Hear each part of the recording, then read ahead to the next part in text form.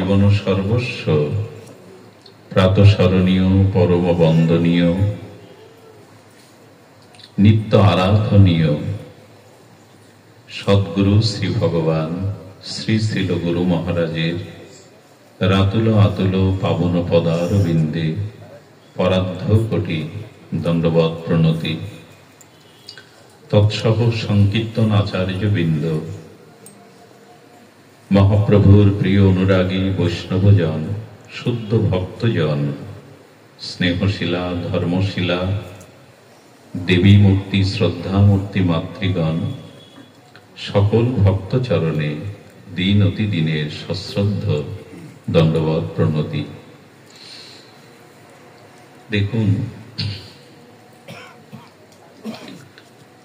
আমাদের মনুষ্য জন্ম সম্পর্কে ভাগবত বললেন, নৃদেহ আদ্যং সুলভং সি দুর্লভম।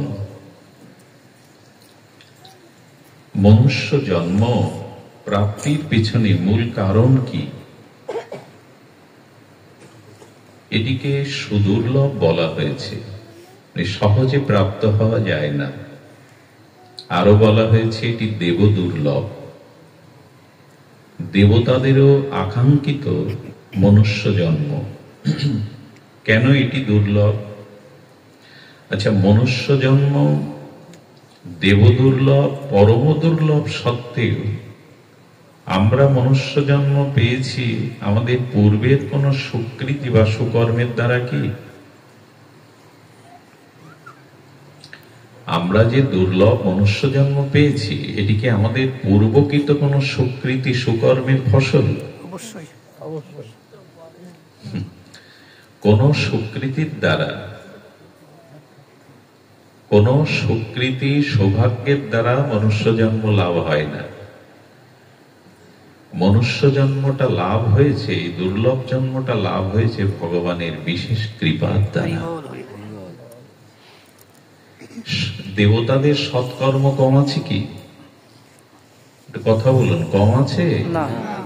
তারা মনুষ্য জন্ম প্রাপ্তির জন্য প্রার্থনা করে কেন ভগবানের কাছে? যদি সুকৃতি পূর্ণ থাকলেই মনুষ্য জন্ম পাওয়া যায়, দেবতারা পেত। খুব মার্মিক কথা হলো, 84 লক্ষ জনই ভাগবত সিদ্ধান্ত জানিয়েছেন। আমাদের জন্ম মৃত্যু চক্রে যত জীব নিচয় আছে, এই জীব নিচয় হলো 84 লক্ষ। তো 84 লক্ষ জনির এই পরিক্রমার মধ্যে এমন কোন সুকৃতি সৌভাগ্যের দ্বারা মনুষ্য জন্ম প্রাপ্ত হওয়া যায় না। তবে হয়েছে কেন জানেন? ভগবান অশেষ বিশেষ কৃপা করে এই জন্মটা আপনাকে আমাকে দিয়েছেন। যে 84 লক্ষ জনই বিভিন্ন জনিতে জন্ম মৃত্যু জরা ব্যাধি ভোগ করতে করতে ভগবানের বিশেষ কৃপা বা দয়া হয়েছিল, এই জীবটা কল্যাণ লাভ করুক, এই জীবের পরম গতি হোক। আর কত কষ্ট পাবে, এই জন্য একটি সুদুর্লভ বলা হয়েছে। এটা ভজনের দ্বারা সুকৃতির দ্বারা পাওয়া যায় না, তাহলে দেবতারাও পেত। তো এই মনুষ্য জন্ম ভগবান কৃপা করে সৌভাগ্য ক্রমে তার অশেষ বিশেষ করুণায় কৃপাতে প্রাপ্ত হয়েছি। এখন এই যে মনুষ্য জন্ম পেলাম, মনুষ্য জন্ম পাওয়ার পরে সদ্গুরুর চরণাশ্রয় পেলাম, আপনাদের মতো স্নিগ্ধ ভগবত অনুরাগী সাধু সঙ্গ পেলাম, সামনে হরিকথার এবং ভাগবত শাস্ত্রাদি পেলাম, পেলাম বৃন্দাবন, পেলাম নবদ্বীপ ধাম, পেলাম গঙ্গা, পেলাম তুলসী, পেলাম সর্বোপরি হরিনাম। আচ্ছা, ভগবানের অশেষ বিশেষ কৃপায় দুর্লভ মনুষ্য জন্ম পেয়ে, পূর্ণ অবয়বপূর্ণ শরীর পেয়ে, জ্ঞান বিবেক বিচার বুদ্ধি পেয়ে, ভাগবত শাস্ত্র পেয়ে, হরিনাম পেয়ে, গঙ্গাজিকে পেয়ে, তুলসীজিকে পেয়ে, বৈষ্ণবকে পেয়ে, ধামকে পেয়ে যদি মনুষ্য জন্ম সার্থক না করতে পারি, আমার কি মনে হয় জানেন, ভগবান কৃপা করে আবার দেবে তো এই জন্ম। একবার হারিয়ে ফেললে আর পাবো তো? একটু ধ্যান দিন শব্দের দিকে। একবার যদি হারিয়ে ফেলি, আবার মনুষ্য জন্ম ভগবান কৃপা করে দেবে তো? মাঝে মাঝে খুব চিন্তা হয়, ভেতরে একটা ভাবনা তরঙ্গ ওঠে, আবার পাবো তো? আচ্ছা, যদি পাই এরকম সাধু সঙ্গ, আপনাদের মতো প্রিয় ভক্ত সঙ্গ, সদ্গুরু কৃপা, 800 কোটি 850 কোটি জনসংখ্যার মধ্যে পৃথিবীতে কটা মানুষ ভজনে আসতে পারে, সদ্গুরুর চরণাশ্রয় করতে পারে? সবাই তো মহাপ্রভুর কৃপা পায় না। কত উপজাতি আছে, কত বঞ্চিত মানুষ আছে, তারা তো এই ভাগ্য পায় না। এই জন্য মাঝে মাঝে একটু চিন্তা করতে হয়, মাঝে মাঝে কণ্ঠ রুদ্ধ হয়, চোখটা ঝাপসা হয়ে আছে, প্রভু আবার এই মনুষ্য জন্ম পাবো তো? আচ্ছা, মনুষ্য জন্ম পেয়েছি, এই দুর্লভ মনুষ্য জন্ম পেয়ে সদ্গুরুদেবের কৃপা সবকিছু পেয়েও এই জীবনটা যদি সার্থক না করতে পারি, শ্রেয় লাভ করতে না পারি, ঐকান্তিক মঙ্গল লাভে বঞ্চিত হই, তবে যে ক্ষতিটা হবে সেটি হলো মহতি বিনষ্টি, সর্বোত্তম ক্ষতি। মনুষ্য জন্ম হারিয়ে ফেললে সর্বোত্তম ক্ষতি হয়ে যাবে, মহতি বিনষ্টি হয়ে যাবে। কত কোটি যুগ যুগান্তর লাগবে, আবার কবে তার কৃপা হবে, আবার কবে মনুষ্য জন্ম পাব? একটু বিচার করুন, একটু ভাবনায় আনুন। এটি সহজে পাইনি আমরা। এই মনুষ্য জন্ম প্রাপ্ত হয়েছে সর্বোপরি সদ্গুরুদেবের কৃপা, শাস্ত্রের মহামহিমা, হরিনাম পেলাম। দেখুন, 3টি কৃপা প্রধান: সদ্গুরু কৃপা, শাস্ত্র কৃপায় জ্ঞান পেলাম, সদ্গুরুদেবের কৃপায় আমার অজ্ঞান অবিদ্যা গুরুদেব ঘুচিয়ে দিলেন, জ্ঞানের বা ভক্তির বা ভজনের দিব্য আলো জেলে দিলেন। আর শাস্ত্রের জ্ঞান পেলাম, গুরুদেবের কাছে অশেষ বিশেষ করুণা পেলাম। কিন্তু আরেকটি করুণা বঞ্চিত হয়ে মহতি বিনষ্টি হয়ে গেল, সব করুণাই বিফলে গেল। খুব ধ্যান দিয়ে শুনতে হবে কথাটা। সদ্গুরুদেবের কৃপা পেলেন, শাস্ত্রের কৃপা পেলেন, কিন্তু আরেকটি কৃপা যদি আপনার উপরে না হয়, এ দুটি সফল হতে পারবে না। সেই কৃপাটি হলো, যদি নিজেকে নিজে কৃপা না করেন। কথাটি খুব মার্মিক কথা। যদি নিজেকে নিজে কৃপা না করেন, বলে নিজেকে নিজে কৃপা করাটা কি? বলে নিজের প্রতি নিজেকে কৃপা করুন, না হলে মহতি বিনষ্ট হয়ে যাবে। সেই কৃপাটি কি? সদ্গুরুদেবের কৃপা প্রাপ্ত হয়ে, শাস্ত্রের জ্ঞান প্রাপ্ত হয়ে, সেই জ্ঞানকে ভজনের দ্বারা, আচরণের দ্বারা, সদাচারের দ্বারা যদি নিজেকে জন্ম মৃত্যু চক্র হতে মুক্তি পেয়ে প্রেম ভক্তি ঐকান্তিক শ্রেয় লাভ করবার জন্য যত্নবান না হন, প্রচেষ্টা না করেন, তবে নিজের প্রতি নিজে কৃপা আপনি করলেন না। কথাটা বোঝানো গেল না? আমরা গুরু কৃপা পেলাম, শাস্ত্র জ্ঞান পেলাম, কিন্তু সেটা সৎ আচরণের দ্বারা, অনুশীলনের দ্বারা যদি আমি জন্ম মৃত্যু চক্র থেকে মুক্তির চেষ্টা নিজে না করি, তাহলে নিজেকে নিজে কৃপা করলাম না। এই নিজেকে নিজে কৃপা না করার দরুন আর সব বিনষ্ট হয়ে গেল। মানুষের বিবেক আছে তো, বিচার আছে তো, ভালো মন্দটা সে জানে তো, কিন্তু নিজের প্রতি নিজের কৃপা না করার কারণে অন্য কৃপাগুলো থেকে সে বঞ্চিত হয়। এই জন্য বললেন নিজেকে নিজে কৃপা করুন। সময় কিন্তু আর পাবেন না। মনুষ্য জন্ম হারিয়ে ফেললে কিন্তু এই বিচার বিবেক এগুলি প্রাপ্ত হওয়া যাবে না।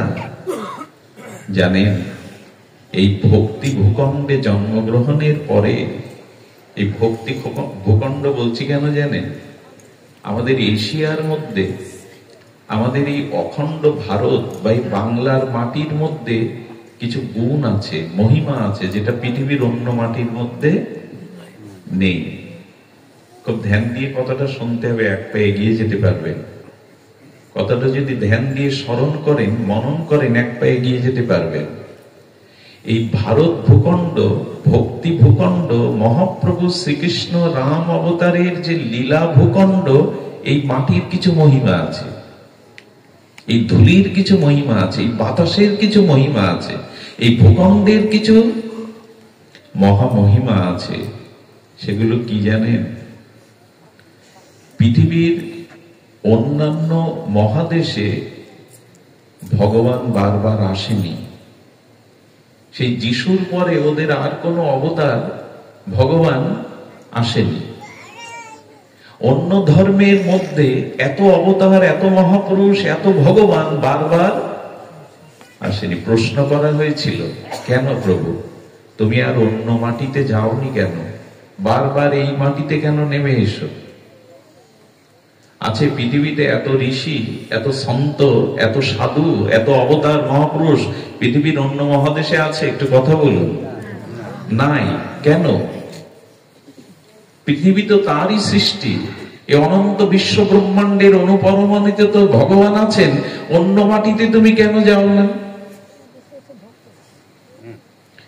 তার উত্তর হলো কি জানেন?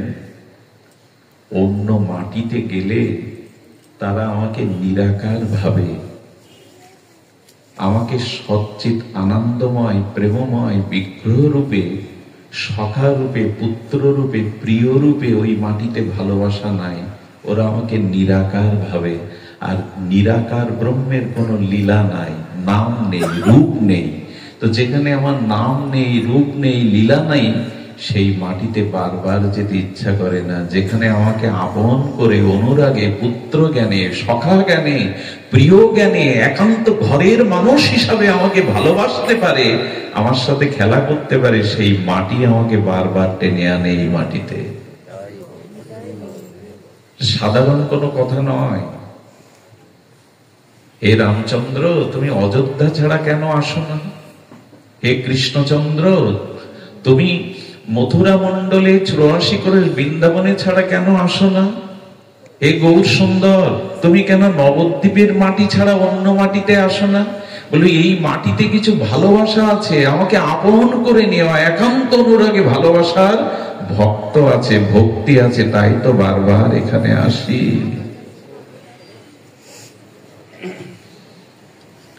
ধ্যান দিয়ে শুনুন। এই জন্য আসি। অন্যান্য মধ্যপ্রাচ্য বলেন, পাশ্চাত্য বলেন, তারা প্রায় সব নিরাকারের উপাসনা করে। এই জন্য ভগবান এই মাটিতে আসেন। আর এই মাটির কিছু গুণ আছে, শুনো। পৃথিবীতে অনেক বিখ্যাত নদ নদী আছে, যারা ইতিহাস জানেন, সে ইংল্যান্ডে বলুন, আমেরিকায় বলুন, পাশ্চাত্যে আছে, কিন্তু গঙ্গা পৃথিবীতে কোথাও আছে? কথা বলুন, পৃথিবীতে গঙ্গা অন্য কোথাও আছে? সারা বিশ্ব ব্রহ্মাণ্ডে বৃন্দাবন অন্যখানে খুঁজে পাবেন? অযোধ্যা পাবেন? নবদ্বীপও পাবেন না। গঙ্গাকে পাওয়া যাবে না, যমুনাকে পাওয়া যাবে না, নর্মদাকে পাওয়া যাবে না। ব্রিটিশ আমলে ইংল্যান্ডরা স্বীকার করেছিল গঙ্গায় কিছু অলৌকিক ক্ষমতা আছে। আমাদের জলগুলো রেখে দিলে পচে যায়, পোকা হয়। গঙ্গার জল এই প্রদূষণের যুগেও এখনো নষ্ট কিছু একটা আছে এর মধ্যে, ওরা স্বীকার করেছিল। কিছু আছে, কি আছে শুনুন। গঙ্গার উৎপত্তি তো গোবিন্দের চরণ থেকে, এরপরে ব্রহ্মা হয়ে, স্বর্গ হয়ে, ভগবান শঙ্করের জটাজুট উদ্ভূতা হয়ে গোমুখ হতে এসেছে গঙ্গাই তো। গঙ্গা কিন্তু গোমুখ থেকে আসছে না, স্বর্গ থেকে আসছে না, শিবের জটা থেকে আসছে না, ব্রহ্মালোক থেকে আসছে না। কোথা থেকে আসছে? শ্রী গোবিন্দের এর উৎস কিন্তু ওখানে, গোমুখ না। গোমুখটা আমরা দেখি, এই জন্য বলি গোমুখ। তো গোবিন্দের চরণ থেকে চরণ ধৌত হয়ে যে এটা আসে, সেটা তো চরণামৃতই হয়। অন্য নদ নদীর সাথে তার তুলনা হবে কেন? আর গোমুখে আরো যদি একটু এগিয়ে বসতেন মা, উনি পিছনে অনেক মা কষ্ট পাচ্ছে, আর একটু এগিয়ে আসুন না মা, একটু এগিয়ে আসুন, এদিকটা অনেকটা জায়গা আছে, আসুন এগিয়ে আসুন।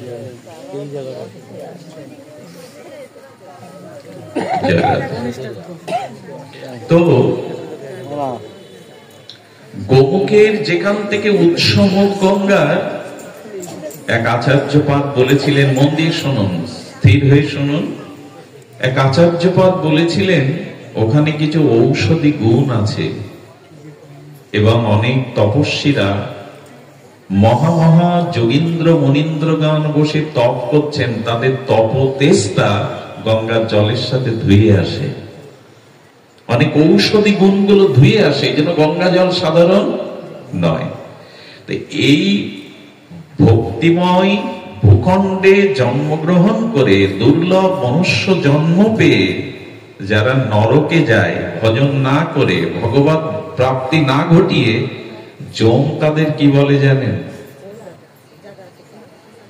কথাটি ধ্যান দিয়ে শুনতে বলছি।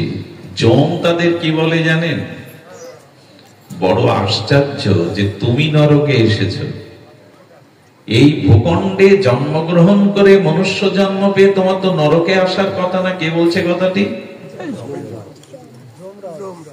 যম তো যমালয়ের বিচারক হয়ে, দণ্ডদাতা হয়ে আছে, উনি প্রশ্ন করছেন কেন? ধ্যান দিয়ে শুনতে অনুরোধ করছি। যম অবাক হচ্ছেন যে এই ভক্তি ভূখণ্ড, যেখানে ভগবান শ্রীকৃষ্ণ, যেখানে রঘুপতি রামচন্দ্র মহাপ্রভু গেছেন, যেখানে অসংখ্য অনন্ত মনীন্দ্র জ্ঞানীন্দ্র অমলাত্মা বিমলাত্মা মহান ঋষিরা জন্মেছেন, সপ্ত ঋষির সাধন পীঠ যেখানে, সেখানের মনুষ্য জন্ম পেয়ে তুমি নরকে এসেছো, আমার বিশ্বাস হচ্ছে না। যমের বিশ্বাস হচ্ছে না কেন? যম বলতে বিস্ময়কর ঘটনা হলো, যে মাটিতে তোমরা মনুষ্য জন্ম নিয়েছিলে, ওখানে পাথরের দ্বারা, জলের দ্বারা, ওখানে নামের দ্বারা মুক্তি প্রাপ্ত হয় জীব। বলছেন ওখানে দর্শনের দ্বারা, পত্রের দ্বারা, জলের দ্বারা, পাথরের দ্বারা জীব মোক্ষ বা মুক্তি পায়। সেই জায়গার জীব নরকে আসবে। কি বলতে চাইছেন জানেন? যম মৃত্যুর সময় যদি কারো মুখে এক বিন্দু গঙ্গা জল দেওয়া যায়, তাহলে তার মুক্তি হয়। মৃত্যুর সময় যদি কারো বুকে একটু তুলসী পাতা দিতে পারেন এবং বৃন্দাজিকে দর্শন করাতে পারেন, সে মুক্তি পায়, সদ্য মুক্তি পায়, মহাপাপী হলেও। শুনে রাখুন, এগুলো অবাস্তব কথা নয়, এরকম মহিমা আছে। গঙ্গা দর্শন মাত্রই শত জন্মের পাপ দূর হয়। নর্মদা দর্শন মাত্রই মানুষ অনন্ত জন্মের পাপ মুক্ত হয়ে মোক্ষ পায়। যে তুলসী পাতা দর্শন করলে, বৃন্দাজি দর্শন করলে, মৃত্যুর পূর্ব মুহূর্তে গঙ্গা জল মুখে দিলে, নারায়ণ শিলা বা শিবলিঙ্গ মৃত্যুর সময় যদি তার বুকে ছোঁয়ানো যায়, গ্রন্থরূপ গীতাকে কেউ যদি বুকে দিয়ে দেয়, মৃত্যুর আগে গীতা উচ্চারণ করতে পারে, সে তো মুক্তি পায়, সর্বপাপ মুক্ত হয়। তোমরা নরকে কেন আসছো? তোমাদের আসার কথা না তো।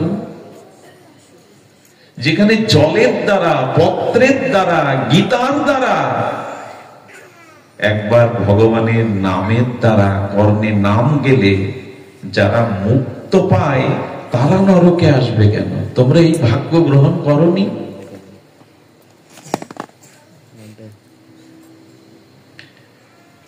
কথাটি আমি ভাবার পরে, চিন্তার পরে 1 ঘন্টা নীরব হয়ে গেছিলাম।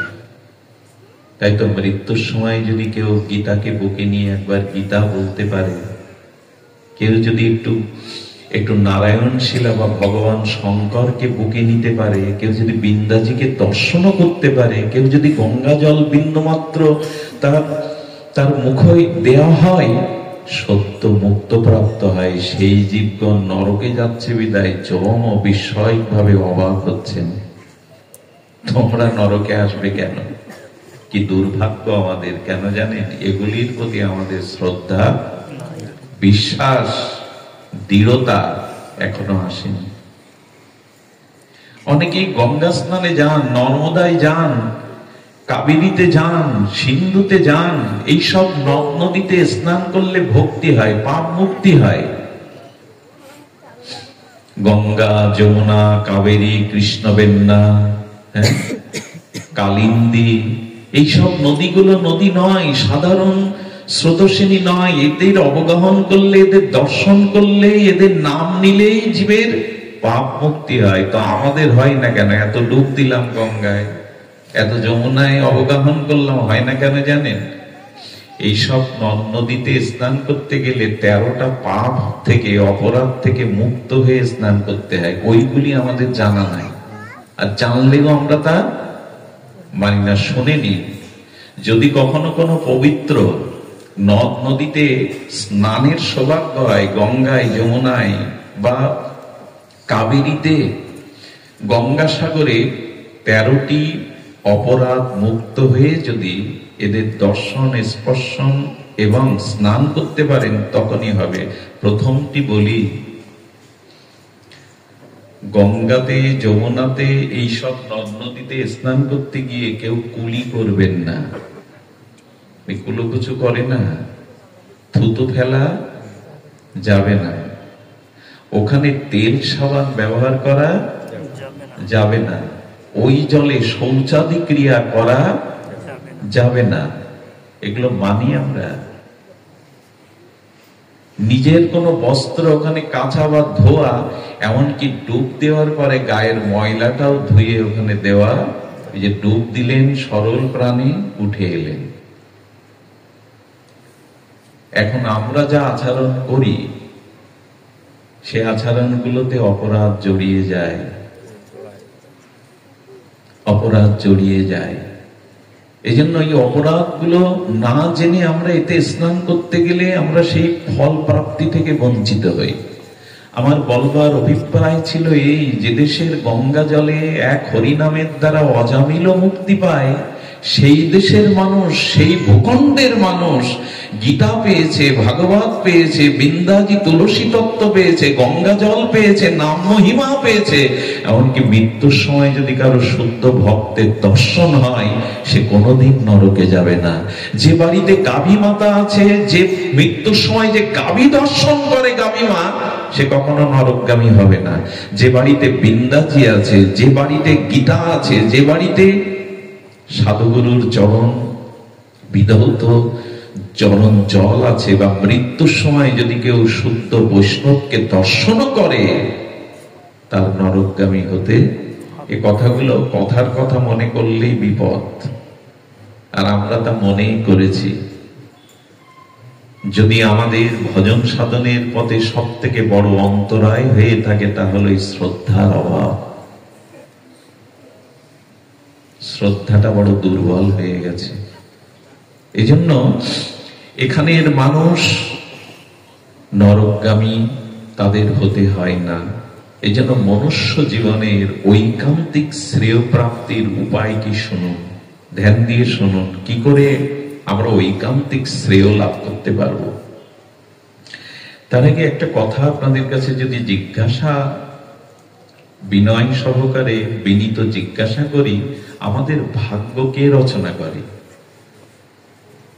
অনেকেই উত্তর দেবে বিধি বা বিধাতা। এই তো, আমাদের ভাগ্য কে রচনা করে? বিধি বা বিধাতা। শাস্ত্র বলছেন আমাদের কর্মফল শোধ করবে কে? আমাদের কর্মফল থেকে দায় মুক্তি কে দেবে? যদি এই দুটো প্রশ্ন আপনাদের কাছে জিজ্ঞাসা আকারে করি, বিনীত সহকারে উত্তর কি? আমাদের ভাগ্যের রচয়িতা বিধাতা না। আমাদের ভাগ্য রচনা বিধি বা বিধাতা করেনি। খুব গাঢ় সত্য কথা হলো, আমাদের ভাগ্য আমরাই রচনা করেছি। আমাদের পূর্ব জন্ম বা যেরূপ কর্ম করেছি আমরা, সেই কর্ম অনুযায়ী ওখানে আমার ভাগ্যটা কে লিখলো? ভাগ্য বিধি মানে কি? আমি যেমন কর্ম করেছি সেই কর্ম অনুযায়ী আমার ভাগ্য রচনা হয়েছে। আর যেহেতু আমার ভাগ্য আমি রচয়িতা, এই জন্য আমার কর্মফলের দায় মুক্তি অন্য কেউ দেবে না, আমাকেই এই কর্মফল হতে মুক্ত হতে হবে। কিসব কথাগুলি দার্শনিক বিচারে অনেক গুড়ো কথা। দার্শনিকরা, আচার্যরা বিচার করেছেন ভাগ্যের। কিন্তু দুঃখের বিষয় কি জানেন? সফলতা এলে বলি আমি করেছি, আর দুঃখ বিফলতা এলে সব সময় মানুষ দোষ দেয়, ভগবান আমার কপালে এত দুঃখ দিল। সামনে যাকে দেখি বলি ওই আমাকে দুঃখ দিয়েছে। আরে তোমার দুঃখ দাতা, তোমার কর্মফলের দুঃখ দাতা অন্য কেউ না। এইটা ভাবতে হয় যে আমার কর্মফলই আমার জীবনে এই পরিস্থিতি সৃষ্টি করেছে। আচ্ছা, কোন পিয়ন যদি আপনার কাছে দুঃসংবাদদার চিঠি পৌঁছে দেয়, এটা পিয়নের দোষ কি? দোষ হবে কি? তো তদুপরি আমাদের ভাগ্য আমাদেরই রচনা করতে হয়, অন্য কেউ রচনা করে দেবে না। আর আমাদেরই কর্মফল থেকে আমাদেরই মুক্ত হতে হবে। গীতায় এই বাণীটি ভগবান খুব দৃঢ় কণ্ঠে বললেন, উদ্ধারিত আত্মনা ন আত্মা অবসাদয়েত। নিজের উদ্ধার নিজে করো, তোমার উদ্ধার কেউ করবে না।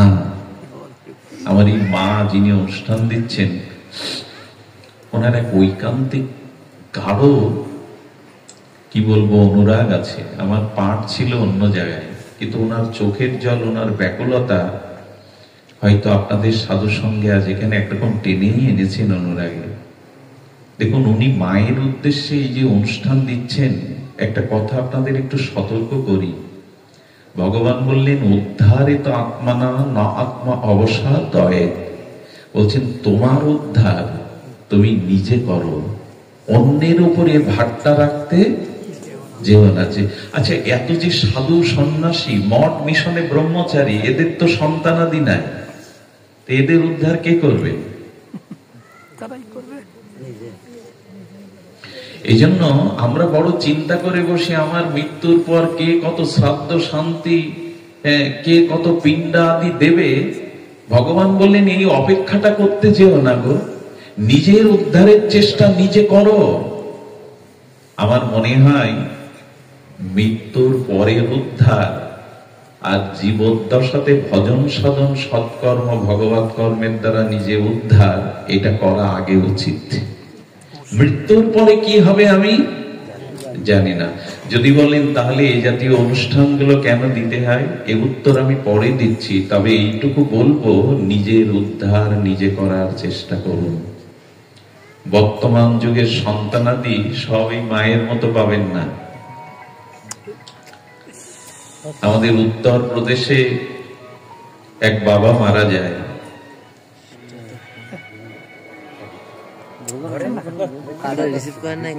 দুটি পুত্র রেখে মারা যান।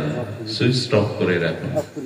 দুটো পুত্র রেখে পিতা মারা যান, কিন্তু পুত্র দুটো বর্তমান প্রজন্মের মতো তারা আধ্যাত্মিক রাজ্য বিমুখ, ভগবত বিমুখ, বিশ্বাস আসে না। মা পিতার চিতাভস্যটা 12 বছর বুকে করে যতনে রেখে দিয়েছে, খোকা একটু গঙ্গায় দিয়ে আয়। 12 বছর সময় হয় না, আমরা এরকম পুত্রই রেখে যাব। এরপরে কেউ বলবে চুল ফেলতে হবে, এরকম কোনো মানে আছে? জুতো পায়ে দিয়ে ঘোরা যাবে না, এমন কোনো মানে আছে কি? সাদা কাপড় পরতে হবে, এর কি মানে? এদিন শুরু হয়ে গেছে, এই যুক্তি আমাদের মাঝে এসে গেছে। কিন্তু শাস্ত্রে বলেছে, যার বুকের রক্ত দুধ হয়ে অমৃত হয়ে তোমার মুখে পড়েছিল, একবার ভেবেছো কারো বুকের রক্ত দুধ হয় কি করে? পিতাও তো জন্ম দেয়, পিতাও তো সন্তানের জন্মদাতা, কিন্তু তার বুকের রক্ত তো দুগ্ধে রূপান্তরিত হয় না। মায়ের মতো স্নেহ তো পিতার নাই, ওই যে গর্ভধারণ লালন পালন এই ক্ষমতা মায়ের মতো কারো নাই। এই জন্য বেদ পিতার থেকে মায়ের স্থানটা সনাতন ধর্মে অনেক উপরে রেখেছে। প্রথমেই বলেছে মাতৃদেবো ভব। পিতামাতা আলাদা আলাদা জায়গায় থাকলে প্রণামের অধিকারী বাবা না, প্রণাম আগে কাকে করতে হবে?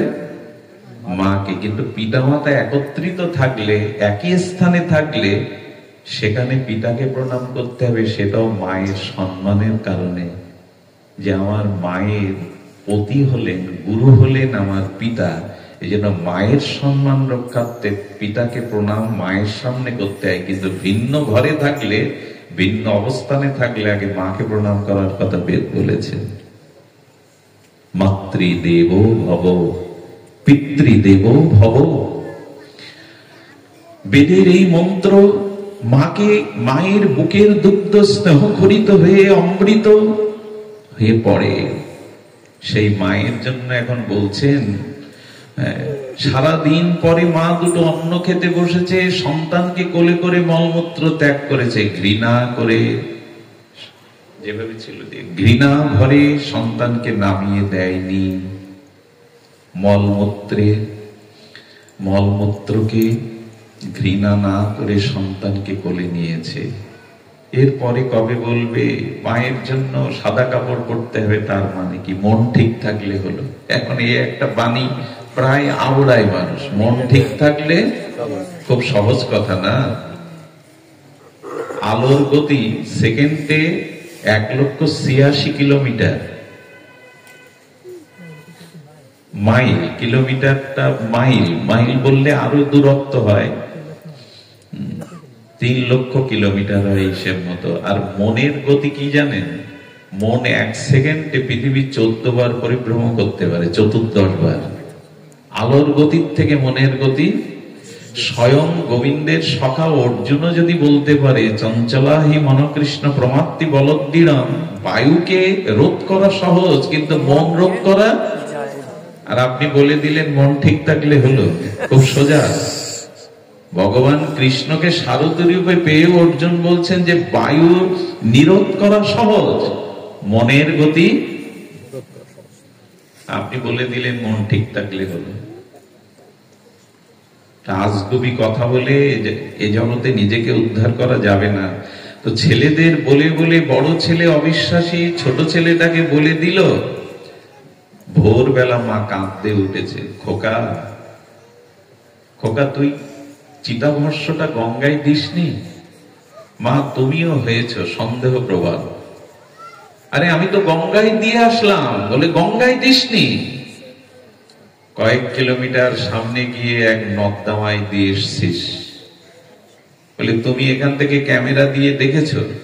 ক্যামেরা নয়, যার উদ্দেশ্যে গিয়েছিলি তোর পিতার স্বপ্নেতে বলছে কাকে রেখে এলাম জগতে, আমার চিতাভস্যটাও গঙ্গায় দিতে পারিনি, নর্দমায় ফেলে এসছে তোমার খোকা।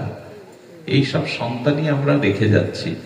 তবে সকলে নয়, যাদের পরিবারে আধ্যাত্ম অনুশীলন আছে, ধর্মীয় অনুভূতি আছে, গীতা ভাগবতের চর্চা আছে, পিতামাতা আদর্শ ধর্মীয় অনুশীলন বিধিবিধান পালন করে, তাদের কথা ব্যতিক্রম আছে। কিন্তু প্রায়শ শ্রদ্ধা হারিয়ে ফেলছে মানুষ। সবার হাতে তর্পণ পিণ্ড পৌঁছায় না, সবাই ভগীরথ না যে প্রীতি পুরুষকে উদ্ধার করবে। এই জন্য বলি নিজের উদ্ধার নিজে করুন। তবে তা যদি করতে হয় তবে প্রথমেই বলবো ধর্মের দিকে দৃষ্টি দিন।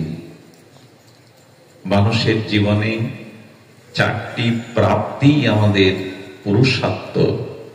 আমি একটু ধ্যান দিয়ে শ্রবণের জন্য অনুরোধ করছি। 4টি পুরুষার্থ জানা খুব প্রয়োজন।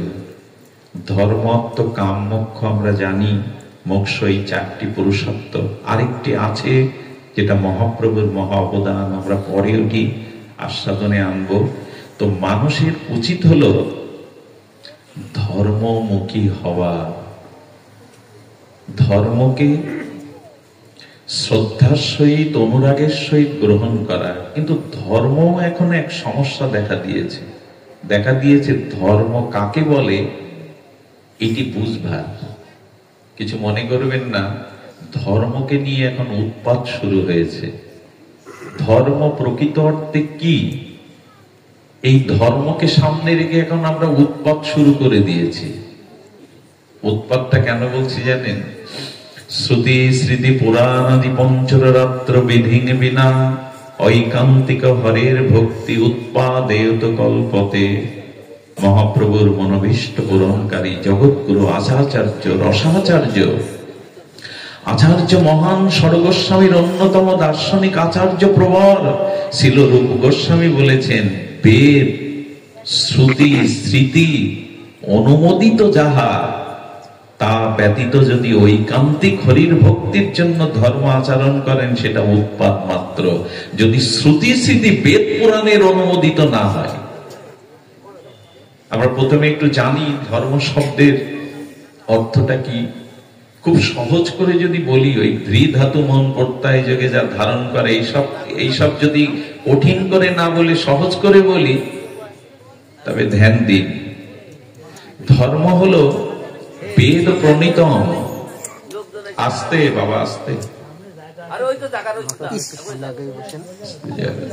বেদ প্রণীত সাক্ষাৎ বেদ ভগবান প্রণীত যে বিধি নিয়ম, তাকেই ধর্ম বলতে হবে। আমার মনোকল্পিত মনোগড়া সিদ্ধান্ত ধর্ম নয়। বাবা এভাবে বলতে নাই, আস্তে একটু এগিয়ে আসুন, আমার কৃপা করো, একটু কৃপা করো, অন্যকে একটু সুযোগ দাও। এই বিন্দাজি রেখে বেদ প্রণীত ভগবান সাক্ষাৎ যে বিধি, যেটা বেদ বেদান্ত শ্রুতি স্মৃতি পুরাণের অনুমোদিত বিধি হতে হবে, তাকে ধর্ম বলে। ধর্ম মনোকল্পিত, নিজের রুচি কল্পিত আড়ম্বর নয়। ধর্ম শব্দের সহজ সরল তত্ত্ব হলো, যা ধারণ করলে ইহকালে পরকালে আর আপনার পতন বা স্খলন হবে না, তারই নাম ধর্ম। এরকম খুব সহজ করে যদি ধর্মের ব্যুৎপত্তিগত অর্থ নেই, যাকে ধারণ করলে ইহকালে পরকালে আপনার আর স্খলন বা পতন হবে না, তারই নাম ধর্ম। এখানে আমরা যা করছি পদে পদেই তো আমাদের স্খলন পতন। এখনো মনুষ্যত্ব অর্জন করতে পারলাম না, মানুষের পরিচয় দিতে পারলাম না। হচ্ছে ধর্ম নিয়ে আমরা যতটা আড়ম্বর করি, ধর্ম নিয়ে মাতামাতি করি, এগুলো রূপ গোস্বামী বলছেন উৎপাত। ভদ্রই হতে পারলাম না, মানুষই হতে পারলাম না, মনুষ্যত্ব অর্জন করতে পারলাম না, অথচ ধর্মের পতাকা তুলে ঢেউ তুলে দিচ্ছি। ধর্ম তাই যা ধারণ করলে আর কোনোদিন আপনার পতন স্খলন হবে না। এই জন্য আত্মোন্নতি, আত্মকল্যাণ, আত্মবিবেক, শুদ্ধ চেতনা, এগুলি না জাগলে জানবেন ধর্ম যথাযথ রূপে রূপায়ণ হচ্ছে না। যে ভজন আপনার জীবনে পরিবর্তন আনবে না, সবার সংস্কার আনবে না, সেটি ভজন নয়। এই জন্য নিজের ভাগ্য নিজে রচনা করতে গেলে, নিজের কর্মফলকে নিজে বিনষ্ট করতে গেলে আপনাকে ধর্মমুখী হতে হবে, ধর্মের আশ্রয় নিতে হবে। আর সেই ধর্ম হতে হবে বেদ প্রণীত, ভগবান প্রণীত।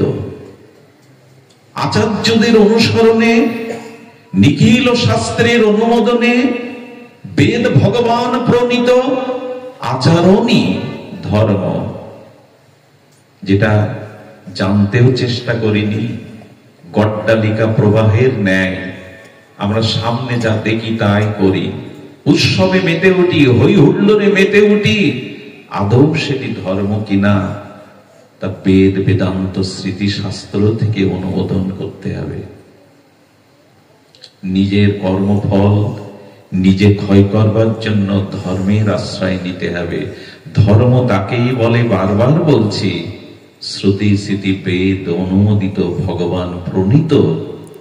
আমাদের স্খলন পতন হবে না, সেই সাক্ষাৎ চিরন্তন বিধানকেই ধর্ম বলে। যেটা খুব কম সংখ্যক লোকই এই রহস্য জানতে পারে। আবেগে দৌড়িয়ে কোনো কাজ নেই, হোঁচট খেতে হবে। ভগবান বলছেন আবেগে দৌড়িও না, প্রয়োজন থাকলে বেগে হাঁটো, আবেগে দৌড়াতে গিয়ে এখন ধর্ম মানে আমরা অনেকটা আবেগে দৌড়াই। ধর্মের দ্বারা যদি মনুষ্যত্ব না আসে, ভদ্রতা বুদ্ধি না আসে, বিচার বিবেক না আসে, তবে জানবেন সে ধর্ম যথাযথ শাস্ত্র অনুমোদিত নয়। প্রথমেই বলি এই জন্য ধর্মই আমাদেরকে পারে রক্ষা করতে। আচ্ছা, একটা কথা মনে হলো, সীতামার সামনে রাবণ যখন সন্ন্যাসী বেশ ধরে আসলেন, আপনাদের কি মনে হয় সীতামা জানতে পারেনি সামনে কে?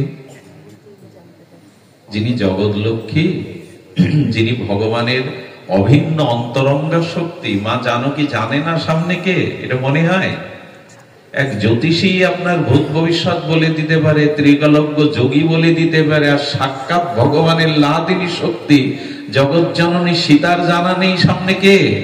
সীতামা জানতেন। এরকম ব্যাখ্যা করা উচিত নয়।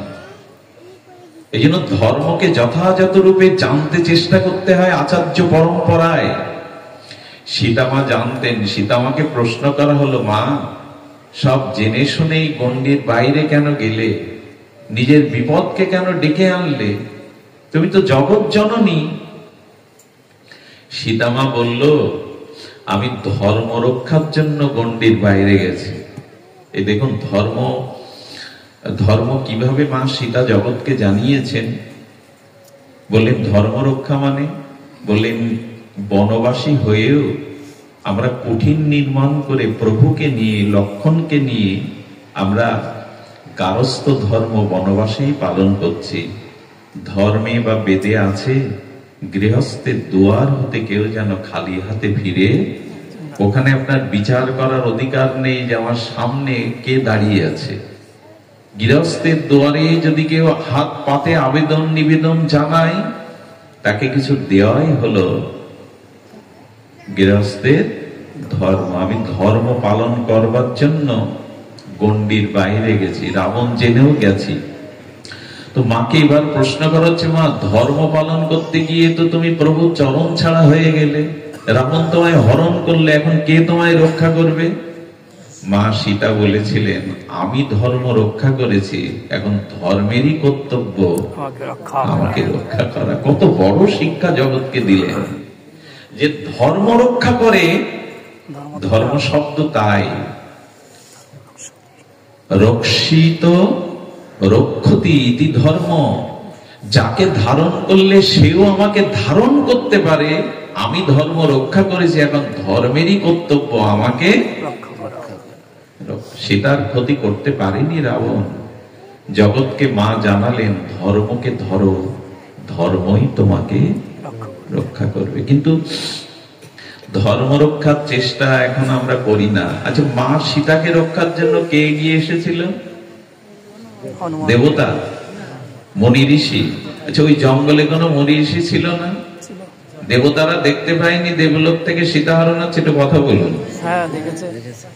সমাজে তখনই সীতাহরণ হয়, সমাজে তখনই নারী নির্যাতন হয়, সমাজে তখনই অবক্ষয় নেমে আসে, যখন শ্রেষ্ঠ মানুষটা নীরব হয়ে যায়, কোনো ভূমিকা রাখে না। আমাদের সনাতন ধর্ম অনেক আগে আরো এগিয়ে যেত। এখান থেকে 2 দশক 3 দশক আগেও আমি 9 বছর থেকে ভাগবত পাঠ প্রচারে আছি, কিন্তু দেখতাম সেই 30 বছর আগে কোন ডাক্তার, মাস্টার, ইঞ্জিনিয়ার, সমাজে যারা প্রতিষ্ঠিত ব্যক্তি, এরা ধর্মের সারিতে আসতো না। বরঞ্চ এইসব শিক্ষিত প্রতিষ্ঠিত ব্যক্তিগুলো বলতো, এদের খেয়ে দিয়ে কাজ নেই, খিচুড়ি খায় আর হরিবল হরিবল করে। গোবিন্দ গীতাতে বলেছিলেন, যৎ যৎ আচারতি শ্রেষ্ঠস্তর জনা। যদি কোন শ্রেষ্ঠ জন ধর্মের সারিতে এসে হাত তুলে নিতাই গৌর বলে কীর্তন করে, তবে সাধারণ মানুষগুলো উদ্বুদ্ধ হয়। আমাদের ডাক্তার বাবু হরিনাম করছে, হেডমাস্টার মশাই বসে প্রণাম করছে সাধুকে। শ্রেষ্ঠ জন যা আচরণ করে, সাধারণরা তার প্রেরণার কারণ হয়। এখানে দেখুন, আজকে ধর্মের সারিতে গিয়ে দেখবেন অন্যান্য ধর্মে বিদগ্ধ জনরা, রাষ্ট্রপতি থেকে শুরু করে বিদগ্ধ জনরা তারা ধর্মের প্রথম সারিতে, কিন্তু সনাতন ধর্মের দিকে তাকিয়ে দেখুন, জজ, ম্যাজিস্ট্রেট, ইঞ্জিনিয়ার, ডাক্তার হলে, তবে এখন সময় বদলেছে, এখন আর এই কথা বলা ঠিক হবে না। আমি মাঝে কোন এক অনুষ্ঠানে গিয়ে দেখি একজন ঢুকছে দেখে সবাই উঠে দাঁড়াচ্ছে, উনি লজ্জিত হচ্ছেন, বলে উঠেন না, ওনাকে আসন দেওয়া হলো, বসলেন না, নিচেই বসলেন। অনুষ্ঠানের পরে পরিচয় নিতে গিয়ে দেখলাম উনি সিনিয়র একজন জজ।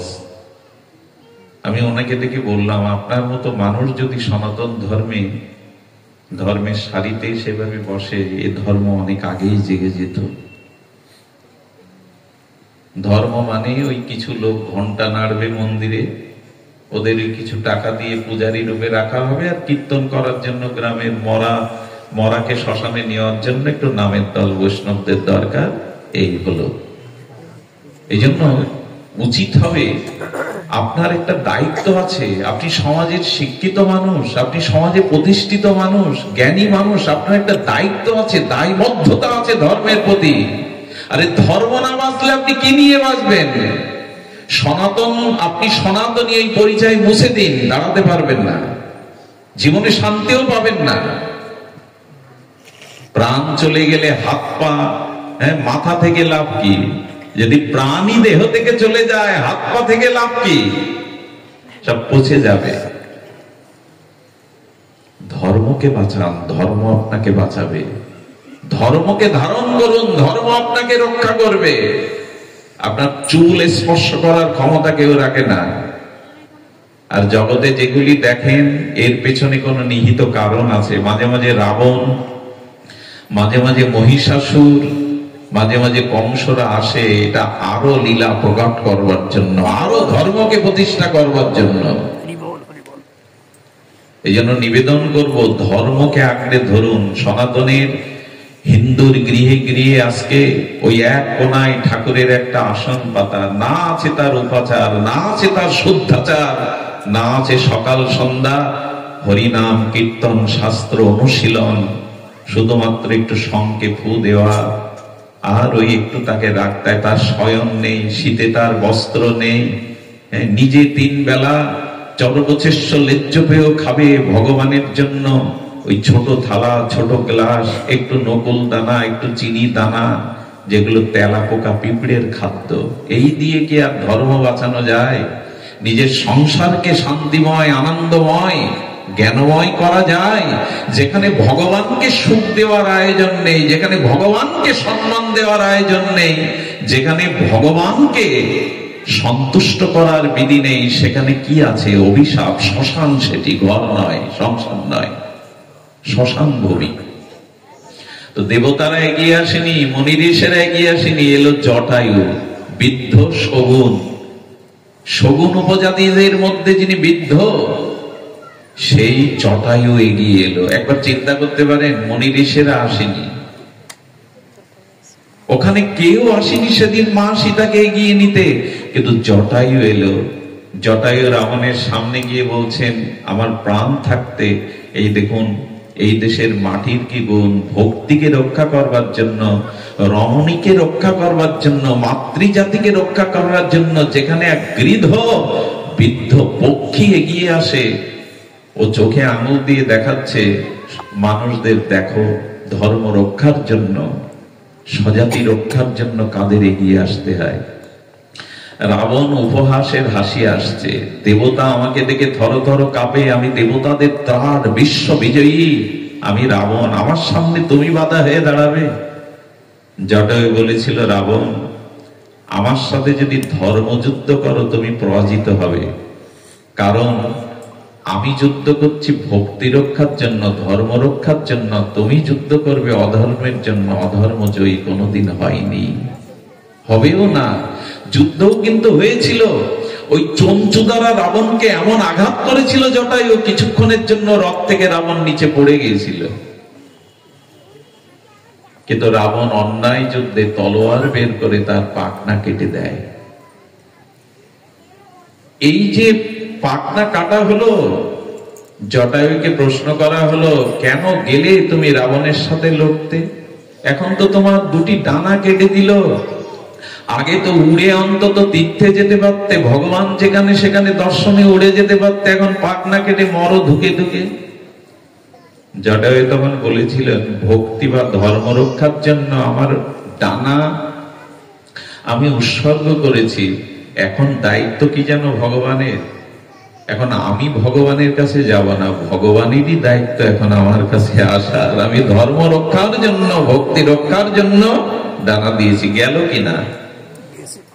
আশ্চর্যান্বিত হবেন, রঘুপতি রাঘবেন্দ্র রামচন্দ্রকে গরুরকে পিতার ন্যায় প্রণাম করে সম্মান জানিয়েছিলেন। আপনি আমার পিতা, আমি তো পিতৃহারা, আজ হতে আপনি আমার পিতা, বুকে আসুন। ধর্মকে যে রক্ষা করে, ভক্তিকে যে রক্ষা করে, ভগবান তার কাছে যায়। তাকে ভগবানের কাছে যেতে হয় না, ভগবান তাকে বুক দিয়ে আগলে রাখে। এই জন্য মনুষ্য জীবনে এই ধর্ম যথাযথ রূপে বুঝতে গেলে শাস্ত্র অনুমোদিত ধর্ম করুন।